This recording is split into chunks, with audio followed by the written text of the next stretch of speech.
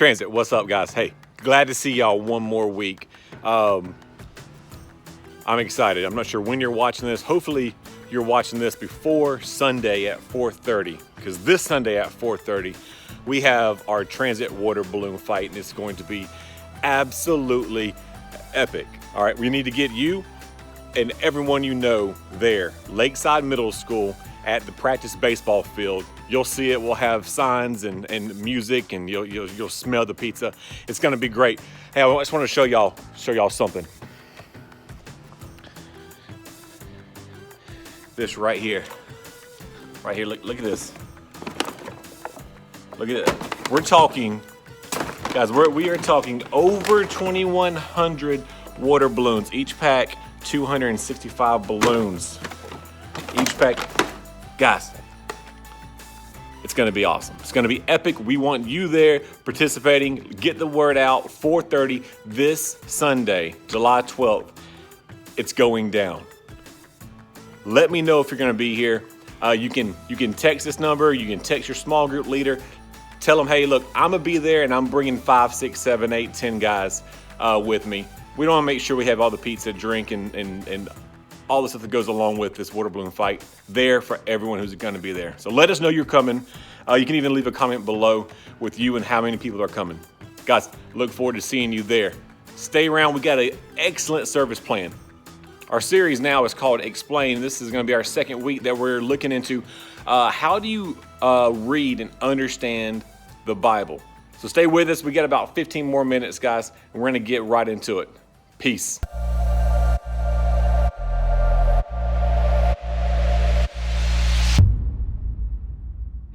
I want to start today by telling a story.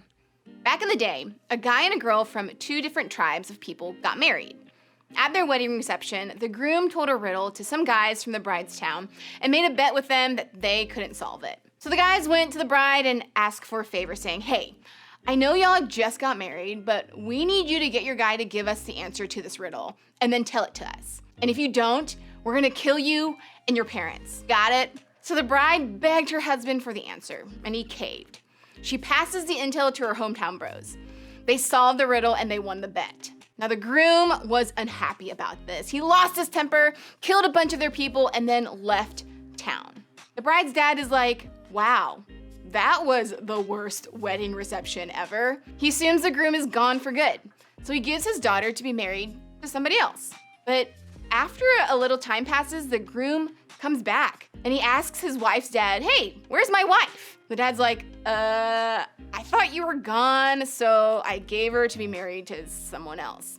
Why don't you marry her younger sister? She's more prettier anyways. The groom is like, no. And so again, the groom flips out. He captures a bunch of foxes and lights their tails on fire. I mean, can someone say animal cruelty? The foxes run around like their tails are on fire because they are. And in the process, they start a wildfire that burns down a bunch of the grain, vineyards, and the olive groves in town. Now here's what's crazy. This story is in the Bible. It doesn't read exactly the same way that I told it, but the basic plot is there. It's found in the book of Judges in the Old Testament, chapters 14 and 15. And as a kid, I would hear this story and other stories from the Bible, and I think, what does this story from the Bible have to do with my life? Teaching me to never tell riddles at a wedding reception? Is it trying to teach me not to set animals on fire? Like, what is this even about? Last time we met, we started a conversation about the Bible. And we said that Jesus is the point of the Bible. And that when the Bible is confusing, knowing that the point of the Bible is getting to know Jesus better makes it clear. But the truth is, Jesus doesn't show up in a lot of the things that we read. He doesn't appear in the story about the foxtails. Jesus helps us see God more clearly and helps us see the whole story of God and humans more clearly. But what are we supposed to do with the rest of the Bible? What about verses that seem weird? If your Bible verse of the day is, when he opened the 7th seal, there was silence in heaven for about half an hour.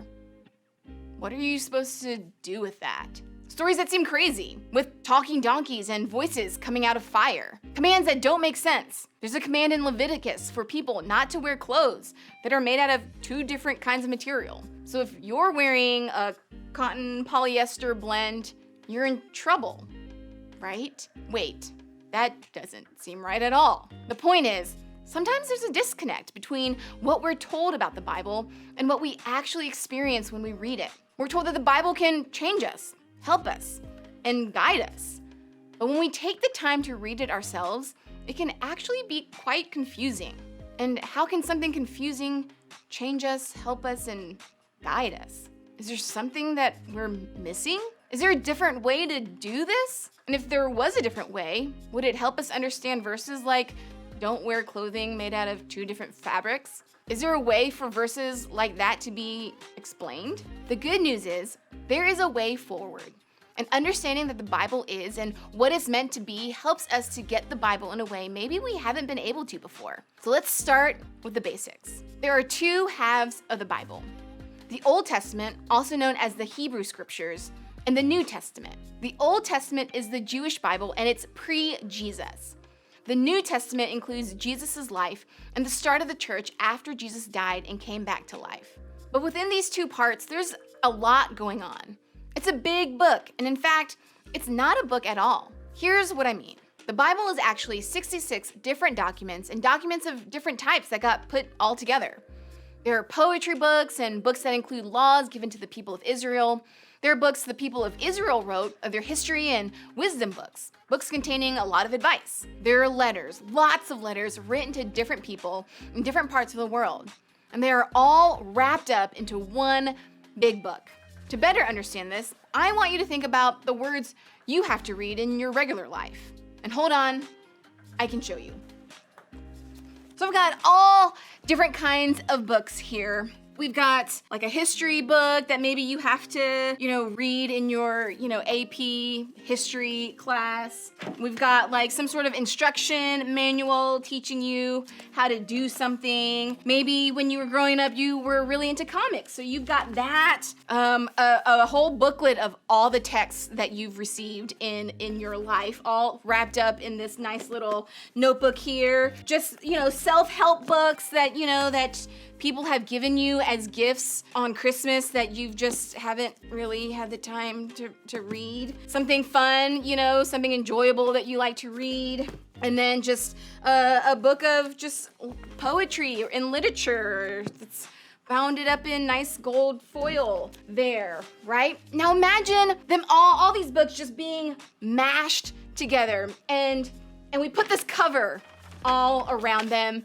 And this represents the story of everything. Like this is your whole life as a book. Yikes. I mean, it's kind of true, right? A big part of your life is in here, but it's also not all the same. Like what if someone opened up this giant book to the part where it was originally like your history textbook and was like, oh wow, obviously the Civil War played a really important part in this person's life, right? And everything is just starting to fall apart right now, because that also happens in life too. Or what if somebody read the text and thought that was the history of your life, or some really bad poetry that was put together? Or, and this is scary, what if they read the whole thing from front to back and assumed it was all in chronological order? Maybe they would assume you were born during the American Revolution, grew up during Shakespeare's time, and lived through the invention of cell phones. I know this is all really silly, but here's what I'm getting at.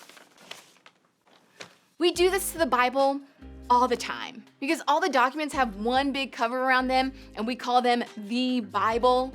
People get confused and believe it's all the same, or it's all in order, or every single piece of it is meant to be read in the same way, and it's confusing. When we read the Bible without understanding we're actually reading one of 66 different documents, we're missing one hugely important piece of scripture. We're missing context. Sometimes it's helpful for me to think of it this way. I'm not reading the Bible, I'm reading a document found in the Bible. I'm not reading a book, I'm reading a letter written to a specific group of people living in the first century, or pieces of wise advice a father wrote down for his son, or a history book recording everything that happened, or a song written to God by someone who knew him well, or an eyewitness account of someone who actually hung out with Jesus. Context matters. It changes how we read everything. So we are going to look at 2 passages, and the first is from 2 Timothy. This is what we know. It's called 2 Timothy because it was the second letter written to a guy named Timothy.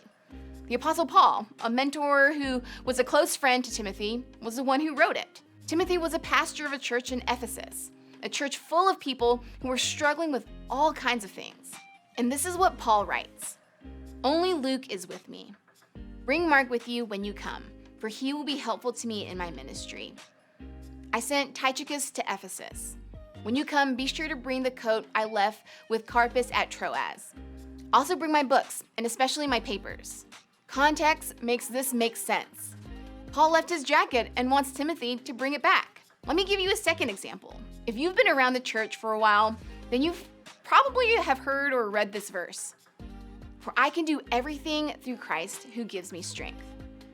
With no context, this verse could seem like we just stumbled across a magic genie in a bottle. I can dunk a 10-foot basketball goal through Christ who gives me strength. I can pass Spanish without studying through Christ who gives me strength. I can get multiple dates this year through Christ who gives me strength. With no context at all, this sounds like a formula for living the life of our dreams. But does it mean what we think it means? Here, context helps. This was also a letter written by the Apostle Paul, but this time to an entire church. Imagine if a leader at church moved to take a job in another state and then wrote our church a letter to read out loud during service. That's the idea of this letter. But there's more. Paul wrote to them from prison after being arrested for his faith. And in this part of the letter, Paul was thanking them for sending him some financial support and acknowledged their kindness. At the same time, he assured them that they didn't need to feel obligated to send more money. Paul let them know he'll be okay, whether he has a little or a lot.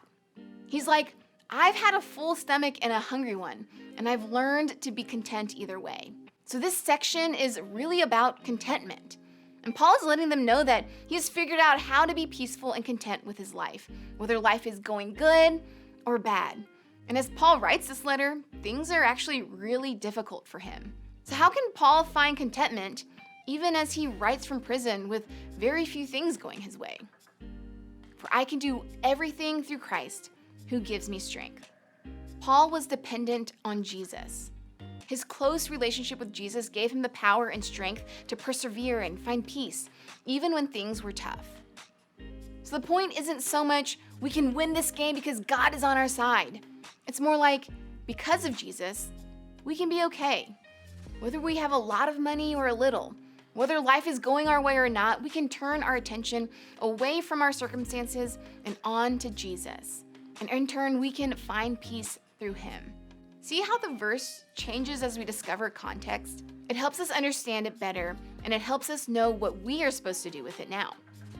Think of it this way. Context creates clarity. I mean, imagine if you found a note on the floor at your school. I know people don't write notes to each other anymore, but just follow along with me. Let's say it was a note that was exchanged between two friends in a different class, but one of them dropped it in the hallway. You picked it up, and the note said this: "Quit acting like a bully. I already said I'm sorry. Why can't you just drop it?" Would you read that note and think, am I acting like a bully to someone? What am I holding on to that I need to drop? No. You would understand the note was written to someone else. You would assume there was conflict between two friends, and you would accept the fact that there was more to the story than you know. But we read the Bible this way a lot. We randomly pick verses or passages and have no idea why they were written or who they were written to. We try to assume we should do exactly what they say in our own lives, even if that wasn't the whole point. No wonder it can be so confusing sometimes. Without background and the bigger picture behind words in the Bible, we're just guessing at what we're supposed to learn from it. And don't miss this. If what we said last week is true, if the point of the Bible is to know God better, it's too important to just guess at what's going on. If we miss the backstory, if we miss the big picture, we run the risk of missing out on understanding the God behind it all too. So, instead of being overwhelmed by what we don't understand, let's look for what we can learn in context. The next time you come across a verse you don't understand, try asking these questions. Who wrote it? And who was this written to? Sometimes a passage doesn't make sense to us because we don't understand who the audience is. Start there. Second, why was it written down? 2 Timothy was written to encourage a friend in his leadership as a Christian. Philippians was written to remind a group of people that they were loved by God, and Paul, the author of the letter, was trying to encourage them to keep following Jesus. When you can figure out the why, it can make what was written more clearly and more easily understood. The third question is, what made people think this information should be written down or saved? Over the thousands of years since some of these texts were written down, decisions had to be made about what texts would be included and what wouldn't. What about what you're reading made people think it was important enough to protect? And fourth, is it helpful to me or not? The whole Bible is important, but not all parts are equally helpful to you every moment of every day, and that's okay. A tip could be to read a passage of scripture until you bump up against something that is helpful, and then stop there. Think about it. Maybe write down a few thoughts on why it's helpful and what you plan on doing with it. The Bible has the ability to change our lives. But sometimes getting to the part that can be life-changing takes more than just closing our eyes, opening to a page, and reading the first words we see. So what if you and I made a decision to quit looking at the Bible with all kinds of confusion and start looking at it with courage instead? Instead of us throwing up our hands and giving up because the Bible doesn't make sense, what if we approached it with curiosity and put in the effort to discover why things were written? What if we took the Bible seriously, even when things don't make sense immediately? Context creates clarity, and clarity helps us discover why what was written down and how it's helpful to our lives right now. And as we discover what's helpful, we become people who are changed for the better.